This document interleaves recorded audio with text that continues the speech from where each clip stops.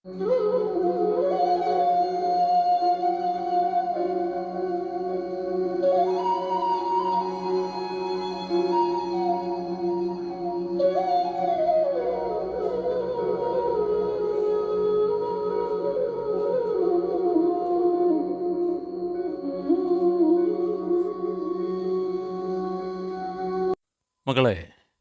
കുരുക്ഷേത്ര ഭൂമിയിൽ 4-ാം ദിവസത്തെ യുദ്ധമായിരുന്നു കഴിഞ്ഞത്. അന്ന് എണ്ണമറ്റ സൈനികരും കുതിരകളും യുദ്ധഭൂമിയിൽ മരിച്ചു വീണു. സൂര്യാസ്തമയത്തിന് യുദ്ധം നിർത്തുമ്പോൾ ഇരു സൈന്യങ്ങൾക്കും കനത്ത നഷ്ടം സംഭവിച്ചിരുന്നു. സാത്യകിയുടെ 10 പുത്രന്മാരും പടക്കളത്തിൽ മരിച്ചു വീണു. മഹാരഥന്മാരായ പലരും വീരസ്വർഗം പ്രാപിച്ചു.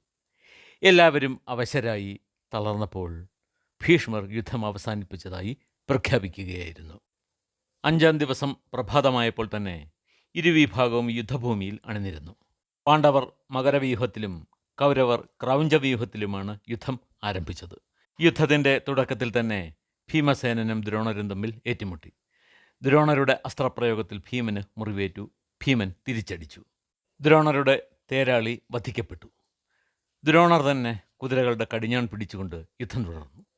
ഒരു വശത്ത് ഭീഷ്മർ പാണ്ഡവപ്പടയെ കൊന്നൊടുക്കുമ്പോൾ മറ്റൊരു ഭാഗത്ത് ഭീമനും അർജുനനും ചേർന്ന് കൗരവ സൈന്യത്തെ തകർത്തെറിയുകയായിരുന്നു.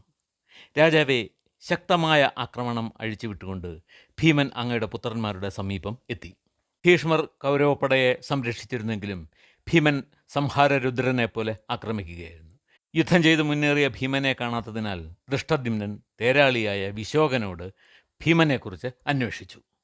യുദ്ധം ചെയ്തുകൊണ്ട് കൗരവ സൈന്യത്തിലേക്ക് കയറിയിട്ടുണ്ടെന്ന് വിശോകൻ അറിയിച്ചു.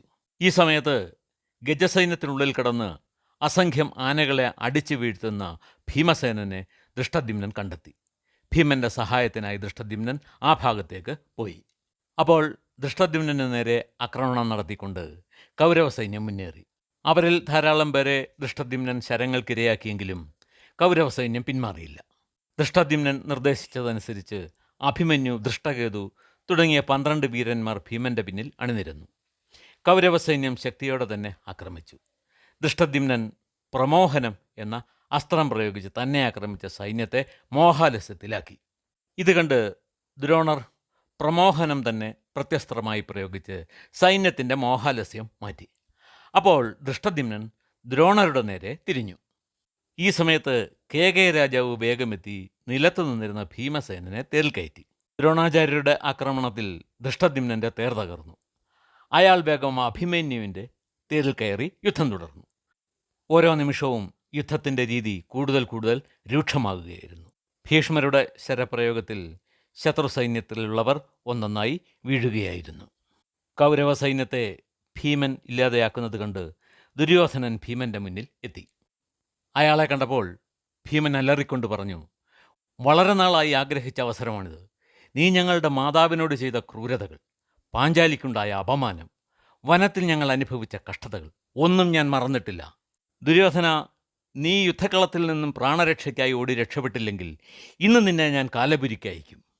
ഭീമൻ്റെ അസ്ത്രപ്രയോഗത്തിൽ ദുര്യോധനൻ്റെ തേർക്കൊടിമരം തകർന്നു. കുതിരകൾ ചത്തു. തേർത്തട്ട് തകർന്നു. അപ്പോൾ കൃപാചാര്യർ എത്തി ദുര്യോധനനെ സ്വന്തം തേരിൽ കയറ്റി. ഈ സമയത്ത് ജയദ്രഥൻ അനേകം രഥങ്ങളുമായി വന്ന് ഭീമസേനനെ വളഞ്ഞു. അഭിമന്യു, ദൃഷ്ടകേതു എന്നിവർ ചേർന്ന് ജയദ്രഥനെ ചെറുത്തു. പിന്നാലെ അങ്ങയുടെ പുത്രന്മാരായ വികർണൻ, ചിത്രാംഗതൻ, ചിത്രകേതു, സുചിത്രൻ എന്നിവർ അഭിമന്യുവിനോട് യുദ്ധം ചെയ്യുവാൻ ആരംഭിച്ചു. അഭിമന്യുവിൻ്റെ ശരങ്ങളേറ്റ് വികർണൻ തളർന്നുപോയി. അത് കണ്ടിട്ടും കൗരവർ യുദ്ധം നിർത്തിയില്ല. അഭിമന്യു തൻ്റെ യുദ്ധസാമർഥ്യത്താൽ വികർണൻ്റെ തേരാളിയെയും കുതിരകളെയും വധിക്കുകയും തേർക്കൊടിമരം തകർക്കുകയും ചെയ്തു. രാജാവെ, അങ്ങയുടെ പുത്രനായ ജയസേനനെ വധിക്കുവാൻ വേണ്ടി ശ്രുതകീർത്തി പാഞ്ഞു വന്നു. ജയസേനൻ്റെ ശരമേറ്റ് ശ്രുതകീർത്തിയുടെ വില്ല് തകർന്നു. ശ്രുതകീർത്തി പാഞ്ചാലിയുടെ പുത്രനാണല്ലോ. വില്ല് തകർന്നു നിൽക്കുന്ന അയാളുടെ അടുത്തേക്ക് സഹോദരനായ ശതാനീകൻ ശരവേഗത്തിൽ എത്തി. അയാൾ ജയസേനനെ മുറിവേൽപ്പിച്ചു. ജയസേനോടൊപ്പം ഉണ്ടായിരുന്ന അയാളുടെ സഹോദരൻ ദുഷ്കർണൻ നകുലപുത്രനായ ശതാനീകൻ്റെ വില്ല് ഭേദിച്ചു. ദുഷ്കർണനും ശതാനീകനും ശക്തമായി പൊരുതി. നകുലപുത്രൻ്റെ ശരമേറ്റ് ദുഷ്കർണൻ്റെ വില്ല് മുറിയുകയും തേർക്കുതിരകൾ വധിക്കപ്പെടുകയും ചെയ്തു. ശതാനീകന് ചുറ്റും അങ്ങയുടെ 5 പുത്രന്മാരും വളഞ്ഞു നിന്ന് യുദ്ധം ചെയ്തു. ഇങ്ങനെ ഓരോ പോരാളിയും എതിർപക്ഷത്തുള്ള ഓരോരുത്തരുമായി യുദ്ധം ചെയ്ത് മുന്നേറുമ്പോൾ ദിവാകരൻ അസ്തമിച്ചു. എങ്കിലും അന്നത്തെ യുദ്ധം വീണ്ടും ഒരു 2 നാഴിക കൂടി നീണ്ടു. യുദ്ധക്കളം മരിച്ചവരുടെ ശരീരങ്ങളാൽ നിറഞ്ഞു. എന്നിട്ടും ഭീഷ്മർ പാണ്ഡവ സൈന്യത്തിൽ കനത്ത ആഘാതം ഏൽപ്പിച്ചിട്ട് താവളത്തിലേക്ക് മടങ്ങി. അന്ന് പാണ്ഡവ ശിബിരത്തിൽ സന്തോഷമായിരുന്നു. കുറേ സൈനികരെ നഷ്ടമായി എങ്കിലും സേനാനായകന്മാരായ പ്രമുഖരെല്ലാം സുരക്ഷിതരായിരുന്നു. മഹാരാജാവേ, ദുര്യോധനന് അതൊരു കാളരാത്രിയായിരുന്നു. അന്ന് നടന്ന യുദ്ധത്തെ വിലയിരുത്തിയപ്പോൾ കൗരവർക്ക് പരാജയത്തിനായിരുന്നു മുൻതൂക്കം. ദുര്യോധനൻ ഭീഷ്മരെ സമീപിച്ചു. പിതാമഹ, അങ്ങയെപ്പോലൊരു വില്ലാളി വീരൻ ഇന്ന് ഭൂമിയിലില്ല. കൗരവ സൈന്യം പോലെ ശക്തമായ ഒരു സൈന്യവും ഉണ്ടാകുകയില്ല. ഇന്നങ്ങ് യുദ്ധഭൂമിയിൽ നിർമ്മിച്ച മകരവ്യൂഹം തകർക്കാൻ പോന്നവർ പാണ്ഡവപക്ഷത്ത് ഇല്ലെന്നതും സത്യം തന്നെ. എന്നിട്ടും ആ വ്യൂഹം പിളർന്ന് ഭീമൻ നമ്മുടെ സൈന്യത്തിനുള്ളിൽ താണ്ഡവമാടി. അയാളെ കണ്ട് ഞാൻ സ്തംഭിച്ചു നിന്നുപോയി. ഇപ്പോഴും എൻ്റെ പരിഭ്രമം മാറിയിട്ടില്ല. അയാൾ എന്നെ മുറിവേൽപ്പിക്കുകയും ചെയ്തു. പിതാമഹ, അങ്ങ് എന്നെ സഹായിക്കണം.